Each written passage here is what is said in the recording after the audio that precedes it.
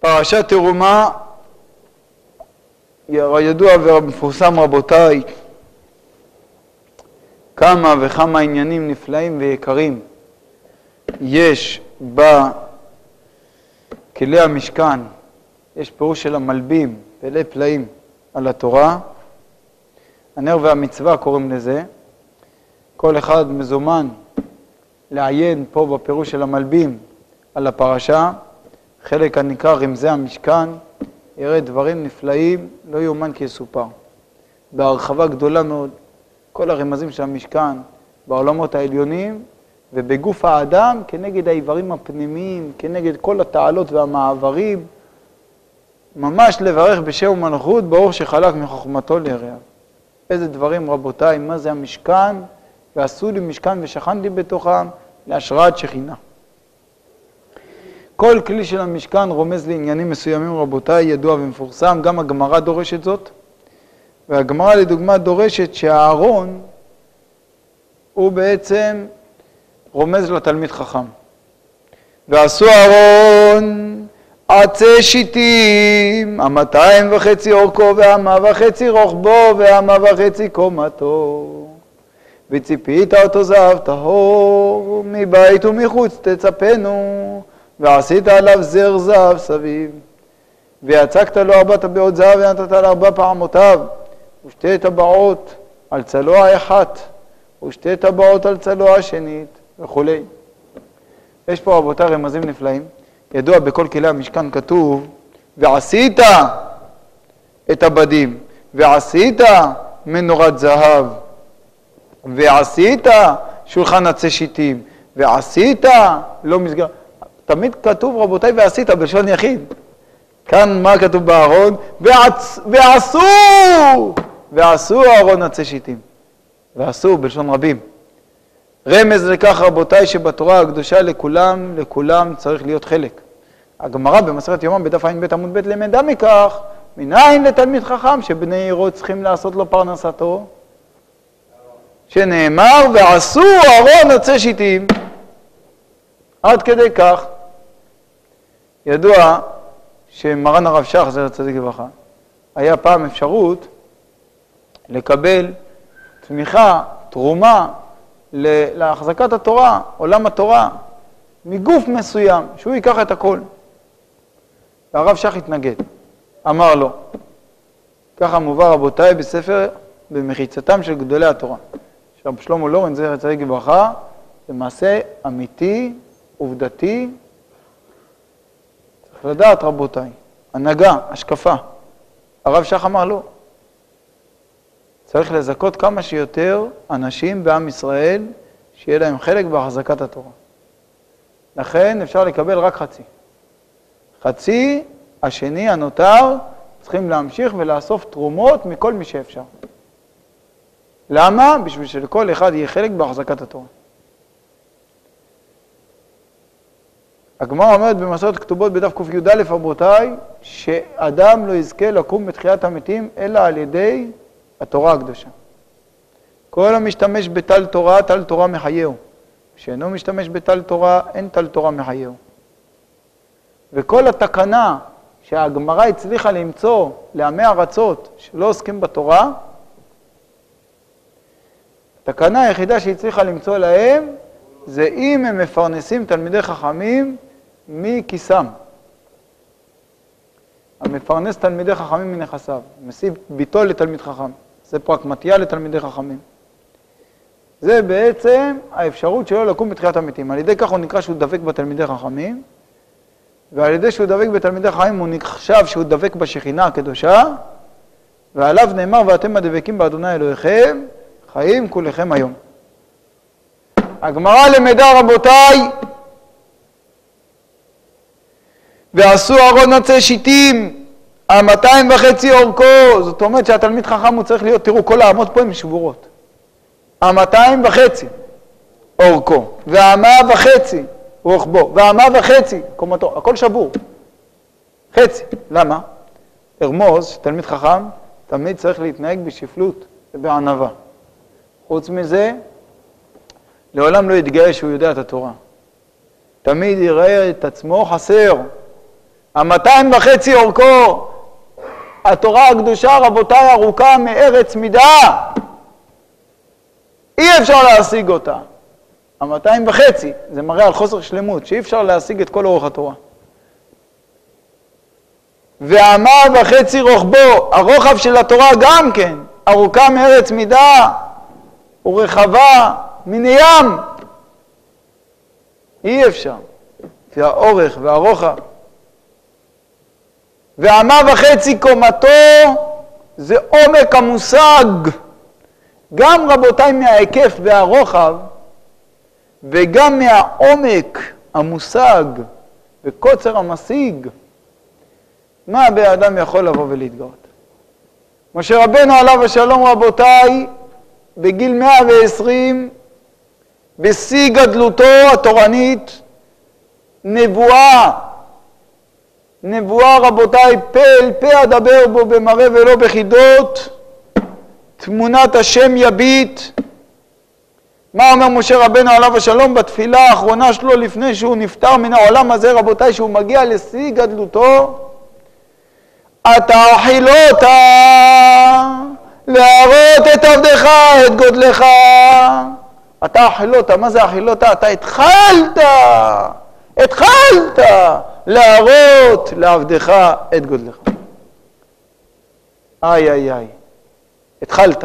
זאת אומרת, משה רבנו עליו השלום, אחרי 120 שנה, הוא מרגיש שעכשיו התחיל לראות את גדלות השם, משתבח שמונה. מה נאמר, מה נדבר, וציפית אותו זהב טהור מבית ומחוץ תצפנו. כאן רבותיי צריך לדעת, אחרי זה למדים גם כן על מחזיקי התורה, לעבדים, שלא יסורו ממנו, מהארון, לא יסורו ממנו, גם מתי שהוא נח, אל תסיר את הבדים. אלה המוטות שהיו נושאים איתם את הארון, אל תסיר אותם. מי שזוכה לתמוך בתלמידי חכמים, הוא נדבק בהם, הוא לא יסור מהם לעולם, והוא חושב שהוא מחזיק את התלמיד חכם. הוא לא יודע שהתלמיד חכם מחזיק אותו בזה שהוא מסכים לקבל ממנו. ובגלל זה נאמר, הארון נושא את נושאיו. זה הפירוש, הארון נושא את נושאיו. אלה פלאים, רבותיי, כתוב במפרשים, שלמה הקדוש ברוך הוא עשה את התלמידי חכמים עניים? בשביל לזכות כמה שיותר מעם ישראל, שיהיה להם חלק בתורה שלהם. שהתלמיד חכם, אם הוא היה עשיר, היה שומר את התורה לעצמו. לא, תהיה עני, ככה הוא נאלץ לקבל, ועל ידי שהוא מקבל, גם מאחרים יש חלק בתורה שלו. על ידי זה הם זוכים לתחיית המתים. אומר רבותיי, ישב שמעת, כל האומר עם תחיית המתים מן התורה, לא יקום בתחיית המתים. אתם יודעים מה הכוונה, כל האומר עם תחיית המתים מן התורה? הגמרא בסנהדרין אומרת שהוא לא מאמין שתחיית המתים כתובה בתורה. אבל, אומר, ישב שמעת, דבר נפלא, בהקדמה שלו. אומר, כל מי שכופר בדבר הזה, שתחיית המתים זה מן התורה. דהיינו שהזכות לזכות בתחיית המתים זה רק מהתורה. מי שכופר בכך, יבוא בן אדם יגיד, לא, כן, נכון, התורה זה משהו, אבל אפשר לזכות לתחיית המתים גם בלי תורה. תעשה חסדים, תן ליתומים, תן לאלמנות, כסף. תעשה מצוות. גם אם לא יהיה לך תורה, תזכה לתחיית המתים. טעות. הגמרא אומרת מפורש לא כך.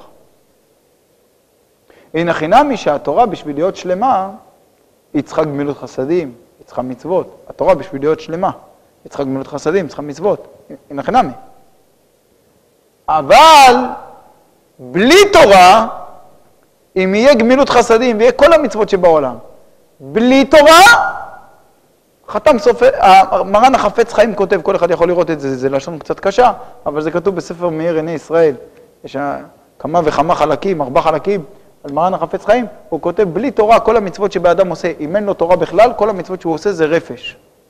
כך כותב מרן החפץ חיים, זה לא יאומן כי יסופר, רק מי שמעמיק מאוד יכול להבין למה הוא התכוון. המצוות זה לא מצוות. זה לא יאומן כי יסופר. יעקב אבינו עליו השלום, כאשר הוא מברך את מנשה ואפרים, הוא אומר, יקרא בהם שמי. ושם אבותיי אברהם ויצחק וידגו לרוב. קודם כל שיקרא בהם שמי. מה זה, ככה זה דרך ארץ? היה צריך להיות כתוב, יקרא בהם שם אבותיי ושמי. קודם כל אבותיך, תחלוק כבוד לעבוד, שם אבותיי ושמי. מה זה שמי ושם אבותיי? אלא יעקב אבינו זה עמוד התורה, זה תפארת. זה עמוד התורה, תן אמת ליעקב. אברהם אבינו זה חסד, יצחק זה גבורה. הוא אומר, קודם כל יקרא בהם שמי, שיהיה בהם תורה. ואז שם אבותיי, ואז שיהיה להם חסד, שיהיה מה שצריך שיהיה. אבל בלי תורה זה לא הולך. כל הכופר בתחיית המתים מן התורה, דהיינו מי שכופר ואומר שאפשר לזכות לתחיית המתים זולתי התורה, לא יקום בתחיית המתים. תחיית המתים זה רק בזכות התורה הקדושה. עכשיו, אין חינמי, בשביל שהתורה תהיה שלמה, צריך שיגמלות חסדים, בחסד באמת יכופר עוון. עכשיו צריך להבין, רבותיי, כתוב, וציפית אותו זהב טהור מבית ומחוץ תטפנו. אומרת הגמרא במסכת יומא, אני אראה לכם את זה בפנים. הגמרא אומרת במסכת יומא, בדף ע"ב עמוד ב', למדע מכך כך. אומרת הגמרא, אמר רבא, כל תלמיד חכם שאין תוכו כברו, אינו תלמיד חכם. מאיפה למדים? שנאמר, וציפית אותו, את הארון, זהב טהור, מבית ומחוץ תצפנו. אתה צריך שהוא יהיה זהב טהור, מבית ומחוץ, שיהיה תוכו כברו. בעלי הרמז דרשו מכך רבותיי, שתוכו זה בפנים, כברו זה חוץ. אם אתה תסתכל במילה תוכו, אז איזה אותיות יש בפנים? כף ווו, תוכו, וו וכף. זה וו וכף, זה גימטריה 26, י' כו' כשם הוויה ברוך הוא. כברו זה חוץ. תסתכל את האותיות החיצוניות לכברו, זה כף וו', כברו, כף וו', 26, י' כו' כ'. תוכו כברו. כל תלמיד חכם שאין תוכו כברו אינו תלמיד חכם. פה רבותיי ישנה הערה מעניינת.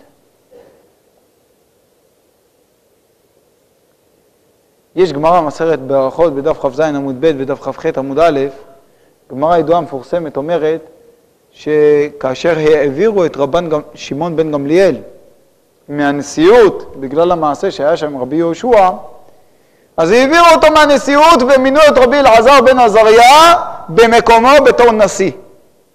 ואז רבי אלעזר בן עזריה סילק את שומר הפתח מבית המדרש.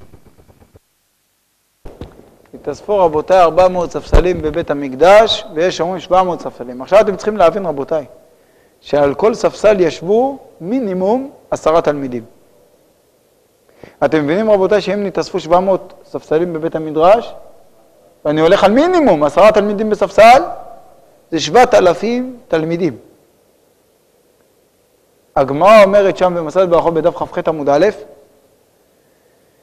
שהיה רבן שמעון בן גמליאל מכריז, מתי שהוא היה נשיא, כל תלמיד שתוכו כברו ייכנס לבית המדרש, ותלמיד שאין תוכו כברו שלא ייכנס לבית המדרש, והיה מעמיד בשביל כך שומר בפתח, ובזמן רבי אלעזר בן עזריה, אז סילקו את שומר הפתח והתרבו התלמידים.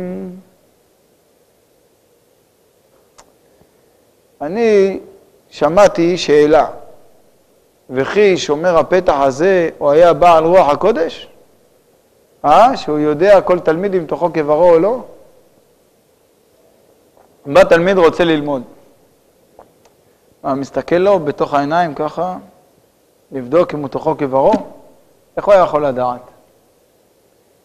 אז ראיתי בשם השפת אמת, כמדומני, שם השפת אמת. ראיתי גם בעוד כמה ספרים מביאים זאת, שלא, השומר פתח ודאי שהוא לא היה בעל רוח הקודש. התפקיד שלו היה לעכב. התפקיד שלו היה לייצר מניעות, לייצר עיכובים. ואז ממילא, כל תלמיד שתוכו כברו היה כבר מוצא את הפתח להשתחל ולהיכנס. ותלמיד שלא היה תוכו כברו היה מתייש והולך לו. זאת אומרת, התפקיד של שומר הפתח היה לעכב, לא להיכנס. ואז זה כבר היה עושה את הבירור מי תוכו כברו ומי לא. מי שתוכו כברו, הוא לא יוותר. מי שאין תוכו כברו יוותר. כך בעצם תירץ. אני קשה לי מאוד על התירוץ הזה. למה? אני אומר לכם,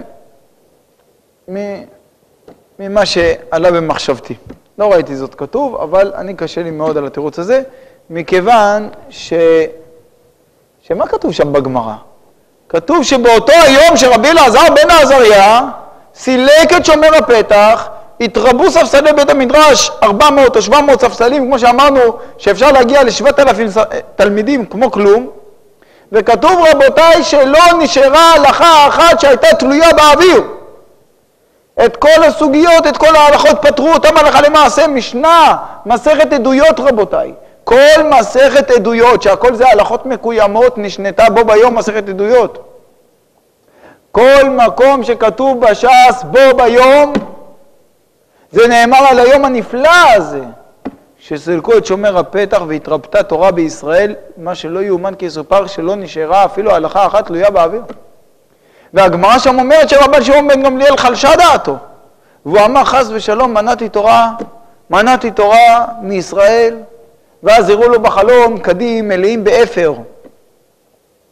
למה? להראות, אתה לא צריך להתרגש, אתה רואה את התלמידים האלה, זה כמות, זה לא איכות, אין תוכם כברם. אז לכאורה הוא צודק. לא, אומרת שם הגמרא ולא היא.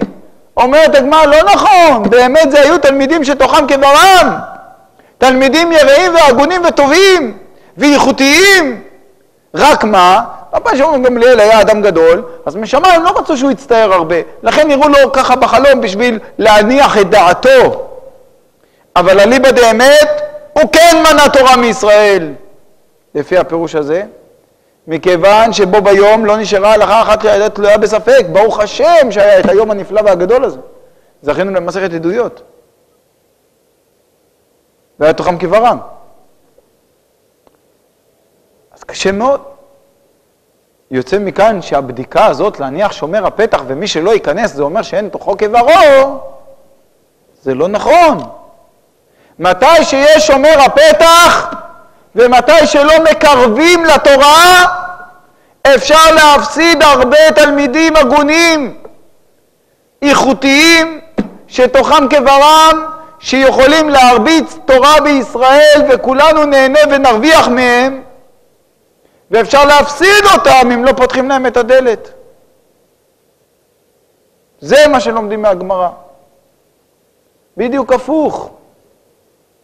זאת אומרת, שתסלק את שומר הפתח, תפתח את הדלת, תרבה את התלמידים, ואתה תרוויח הרבה תלמידים, שתוכם כברם. רק מה? זה תלמידים שצריכים יותר עידוד, יותר ליטוף, יותר חיזוק, יותר קרבה, יותר דחיפה, ואתה תראה איזה יהלומים יקרים אתה תקבל. אתה תקבל תלמידים הגונים, מורה הוראות בישראל, שכולם ירוויחו מהם. זה טעות לחשוב שצריך להעמיד שומר בפתח ולנעול את הדלת, ומי שתוכו כברו כבר ייכנס. אפשר ככה להפסיד הרבה תלמידים הגונים וטובים ועובדי השם. כמה וכמה גדולי ישראל יש רבותיי שזכינו אליהם בזכות שפתחו להם את הדלת מתי שהם היו קטנים. אוי ואבוי אם היו סוגרים בפניהם את הדלת. אוי ואבוי. לא יודע מה הדין אתם יודעים מה בן אדם היה צריך לתת את הדין באופן שיגידו לו בשמיים, אתה סגרת את הדלת בפני ילד פלוני, שאם אתה היית מכניס ממנו היה יוצא ממנו גדול ישראל. פותח את הדלת, קצת נותן לו חיזוק וליטוף ודרבון, איזה יעלום היית מקבל. זה רבותיי, צריך להתחזק בכך הרבה. יש משנה באבות דרבי נתן, ברייתא. פלא פלאים רבותיי. אני חשבתי על זה, על מה שאמרנו, מתי שראיתי את הברייתא הזו, שמחתי עליה כמוצא שלל רב. עשו אוזניכם כאפרכסת. אומרת הברייתא, רבותיי, באבות דרבי נתן. פרק שני, אות ט'. והעמידו תלמידים הרבה, שבית שמאי אומרים על שני אדם אלא למישהו חכם וענב ובן אבות ועשיר. אתם שומעים? בית שמאי אומרים על שני אדם אלא למישהו חכם וענב ובן אבות, כן? אבא שלו הוא המקושר שם, ועשיר, אתה מבין? שלא ייפול על הבית ספר שצריכים לקנות לו ספרים, שיהיה עשיר. טוב, תראו, זה מתכון בטוח. באדם שיהיה לו רק תלמידים כאלה, זה 100% יצליח.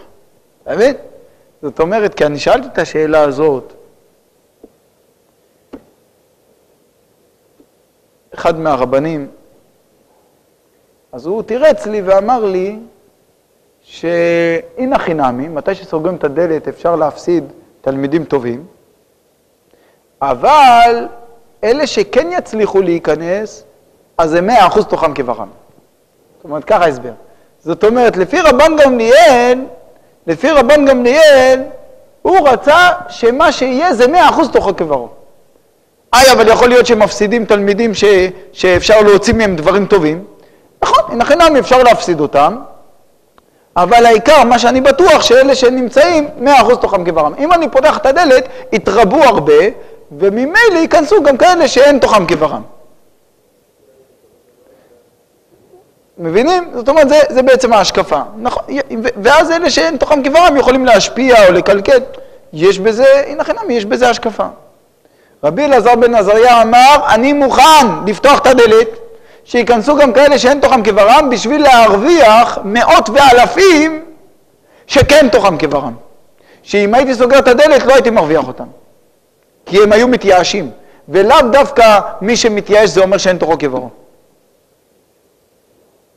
ומה אנחנו רואים, רבותיי? מה ההשקפה הצודקת? אנחנו רואים, רבותיי, שהגמרא במסכת ברכות בדף כ"ח עמוד א' היא העריכה להביא לי את המעשה הזה לא בכדי, אלא בשביל ללמד אותי שבו ביום נשנתה מסכת עדויות, בו ביום לא נשארה הלכה אחת תלויה באוויר. זאת אומרת, שימו לב, רבותיי, שהגמרא מלמדת אותי שיצא מזה דבר אדיר בעם ישראל, שעד היום אנחנו אוכלים מהפירות שלו בזכות אותו היום. וזה בזמן חז"ל, שהיו גדולי עולם ולא היו חסרים, ולא היה חשש שיצאו לרחוב. קל וחומר בבנו של קל וחומר בדורות שלנו ובדור שלנו. רבותיי, אומר בפרקי אבות, זה לפי דברי בית שמאי, אל שני אדם אלא למישהו חכם וענב ובן אבות ועשיר. ובית הלל אומרים, תגידו לי אתם לבד רבותיי, בית שמאי בית הלל, כמי הלכה? בית הלל. בית שמאי במקום בית הלל אינה משנה. רבותיי, תעשו לי טובה, תפתחו את האוזניים טוב טוב, תשמעו מה כתוב פה. ובית הלל אומרים, לכל אדם ישנה, לכולם, שהרבה פושעים היו בהם בישראל, ונתקרבו לתלמוד תורה, ויצאו מהם צדיקים, חסידים וכשרים. איזה מילים. שהרבה פושעים, אתם שומעים מילים? לא תגיד מישהו תמים, פושע. שהרבה פושעים היו בהם בישראל, ונתקרבו לתלמוד תורה, ויצאו מהם צדיקים, חסידים וכשרים. פלא פלאים. אז מי התיר לך לנעול את הדלת בפני נשמה יהודיה?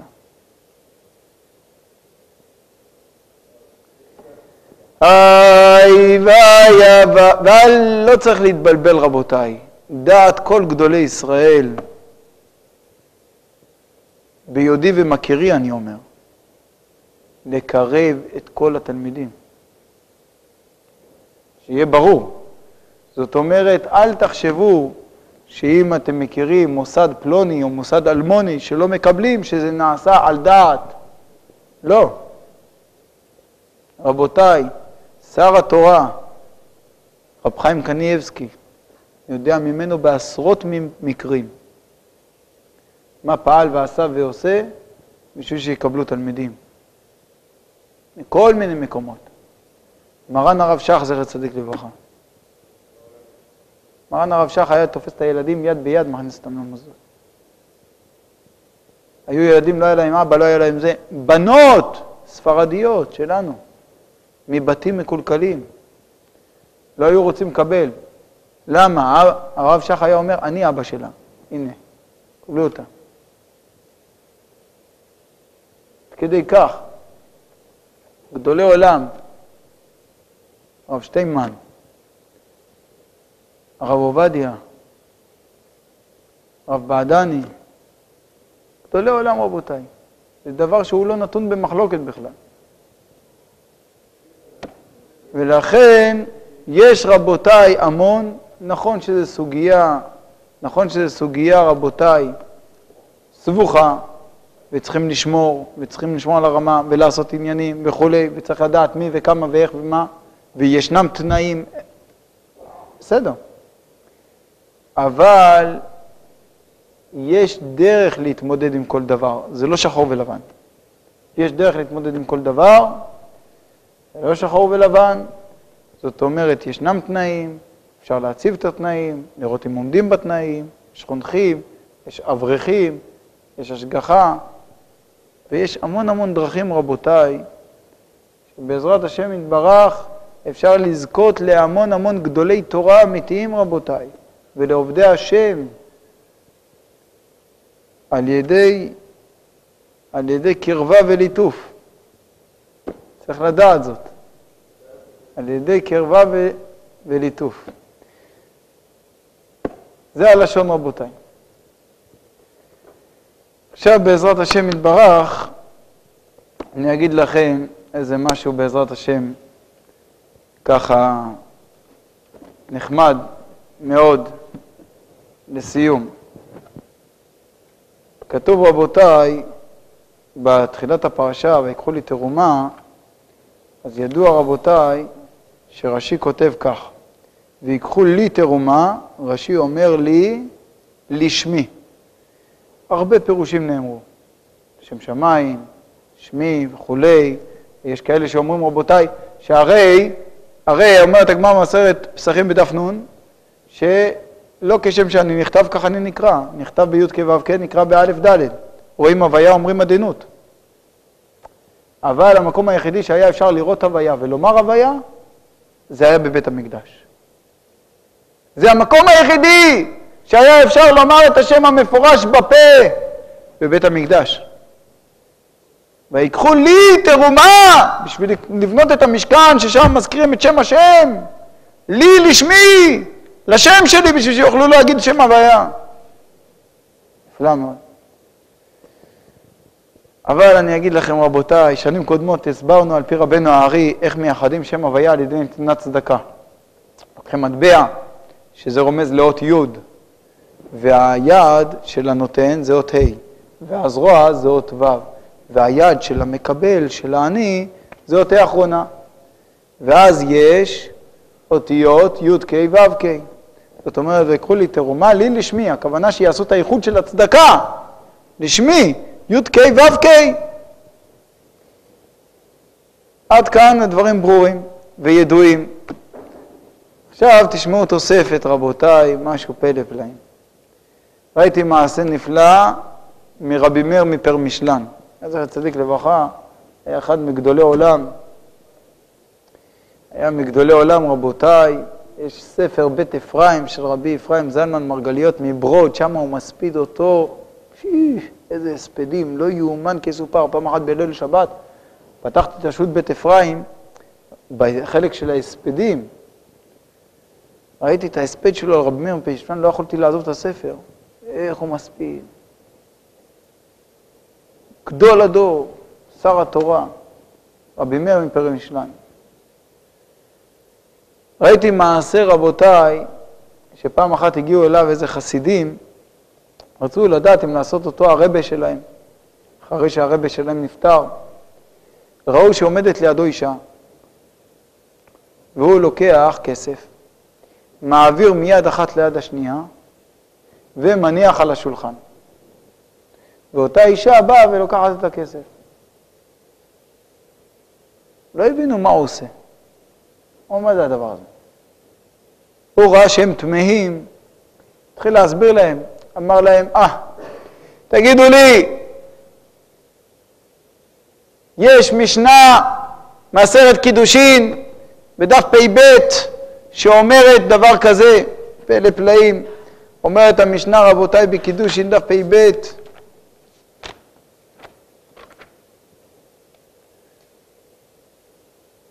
כתוב רבותיי, כל שעסקיו עם אנשים לא יתייחד עם אנשים. כל שעסקיו עם אנשים לא יתייחד עם אנשים. פשטות, מי שעסקיו עם אנשים, יש באדם שמתעסק עם נשים. מה הפירוש? הוא מוכר בסמים, מוכר רגילים, מוכר תיקים, כל מיני, הוא מתערב עם אנשים. לכן, חס ושלום, יכול להיות חס ושלום תקלה, ולכן, יזהר לא יתייחד עם אנשים. אבל איך אפשר להסביר? כך, בפשטות. הרי איסור של ייחוד, אשת איש, אישה שאסורה עליו, אז זה איסור דאורייתא. אישה שאסורה עליו. איסור. אז זה איסור לכולם, אז זה איסור רק למי שעסקיו עם אנשים, ומי שאין עסקיו עם אנשים, אז יכול להתייחד עם אישה. ודאי שלא. אמר להם, אלא מה הסבר? אמר להם, כתוב ברבי נהרי, שיש ייחוד, שעושים בשם הוויה על ידי נתינת צדקה. דהיינו, לוקחים את המטבע הזה י', היד זה ה', הזרוע זה ו', והיד של המקבל זה ה'. אז זה ייחוד של שם הוויה שעושים על ידי נתינת צדקה. אמר להם, מי שעסקיו עם אנשים, דהיינו, רבה, שבאים אליו נשים אלמנות, שצריכות לקבל צדקה. אז איך יעשה איתם ייחוד של שם הוויה? הרי הגמרא אומרת במסכת ברכות בדף ס"א עמוד א', יד ליד לא ינקה. מה הפירוש יד ליד לא ינקה? שמי שמעביר, מי שמרצה מעות מידו ליד אישה שאסורה עליו, על מנת להסתכל ביופייה, לא ינקה מדינה של גיהנום, אפילו אם יהיה בידו תורה ומצוות כמשה רבנו. אתם שומעים? כך כתוב. איי. אז אמר להם, אז מה מערכי יעשה? מה מערכי יעשה? מצד אחד מערכי רוצה לעשות ייחוד שם הוויה. מצד שני, יד ליד. וכתוב, כל שעסקיו עם אנשים, דהיינו רבה שבאים אליו נשים לקבל צדקה, לא יתייחד עמהם, לא יעשה איתם ייחוד שם הוויה, על ידי נתינת צדקה. ככה הוא הסביר את המשנה. לכן הוא אומר, מצאתי פתרון. שמערכי תופס את המעות ביד אחת, מכוון י', והיד עצמה, 5 אצבעות זה, הזרוע זה הו', ומעביר ליד השנייה, עושה ייחוד שם הוויה, ואז מניח על השולחן היא לוקחת לבד. איי, כל שעסקיו עם אנשים, לא יתייחד עמהם, לא יעשה איתם ייחוד שם הוויה. מובן רבותיי, השתבח שמו, ישרים דרכי השם, צדיקים ילכו בם. הקדוש ברוך הוא יעזרנו על דבר כבוד שמו. ברוך אדוני לעולם, אמן ואמן.